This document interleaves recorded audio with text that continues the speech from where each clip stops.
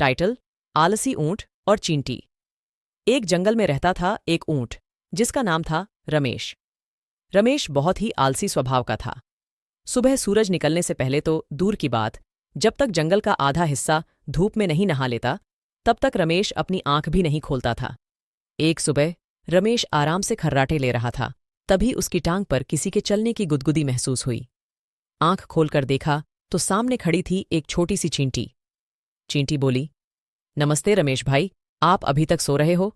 सूरज तो आसमान के बीचों बीच चमक रहा है। रमेश ने जम्हाई लेते हुए कहा, अरे छोटी, इतनी जल्दी उठने का क्या फायदा? दिन भर तो धूप में ही भटकना है, थक जाना है। इससे अच्छा है आराम से सोया जाए। चींटी ने सिर हिलाते हुए कहा, लेकिन रमेश भाई, बिना मेहनत के कुछ नहीं मिलता। अभी से निकलो और दिन भर खाने के लिए कुछ इकट्ठा कर लो। सर्दी आने वाली है, तब खाने के लिए कुछ नहीं मिलेगा। रमेश ने बेफिक्री से कहा, अरे जंगल इतना बड़ा है, खाने की कमी कभी नहीं होगी। जब भूख लगेगी तब कुछ ढूंढ लेंगे। चींटी रमेश की आलसी आदत से परेशान हो गई, पर कुछ न कहकर अपने काम में लग गई। वह पूरे दिन मेहनत करके सूखे पत्तों और फलों के टुकड़े इकट्ठा करती रही। रमेश दिन भर पेड़ों के नीचे आराम से लेटा रहा और कभी कभी घास चढ़ता रहा। कुछ महीने बीत गए। बारिश का मौसम खत्म हो चुका था। जंगल का हरापन गायब हो चुका था और सूखे पत्ते ही चारों ओर बिखरे हुए थे। रमेश को अब खाने के लिए कुछ भी नहीं मिल रहा था। उसे भूख लगने लगी थी। वह इधर उधर घूमता रहा, पर उसे सिवाय सूखी घास के कुछ न मिला। वह पछतावा करने लगा, अरे मुझे उस चींटी की बात माननी चाहिए थी। अब भूख से तो तड़प ही मर जाऊंगा। अचानक उसे चींटी की बांबी दिखाई दी। उसने झांक कर देखा तो चींटी और उसके साथ की सैकड़ों चींटियाएं अंदर से सूखे पत्ते और फल बाहर निकाल रही थीं। रमेश ने चींटी को आवाज दी, अरे चींटी बहन, मुझे भी थोड़ा खाने को दे दो, मैं बहुत भूखा हूं।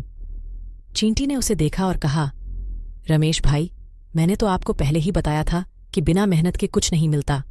आपने तो सारा दिन आराम से बिताया और अब जब खाने का वक्त आया है तो आप हमसे मांग रहे हो। रमेश ने शर्मिंदगी से सिर झुका लिया और कहा, मुझे अपनी गलती का एहसास हो गया है। मैंने आपकी बात नहीं मानी।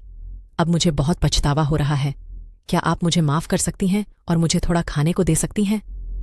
चींटी को रमेश का पछतावा देखकर थोड़ा तरस आया।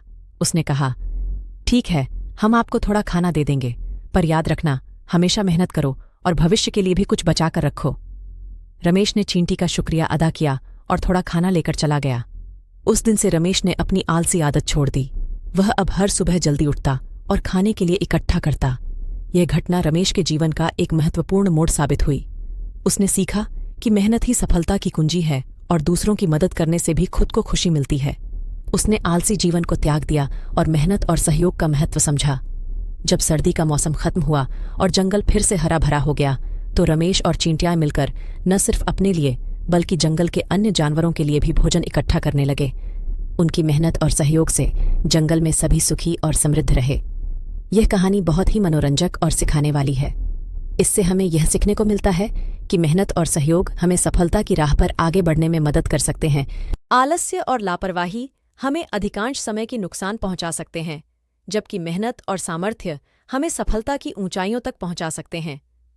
चींटी के माध्यम से यह संदेश साफ होता है कि हमें हमेशा मेहनत करनी चाहिए और अपनी आलसी आदतों को छोड़ना चाहिए। इसके साथ ही हमें दूसरों की मदद करने का भी बहुत महत्व होता है, क्योंकि इससे हमें भी अपने आप में खुशी और संतोष मिलता है।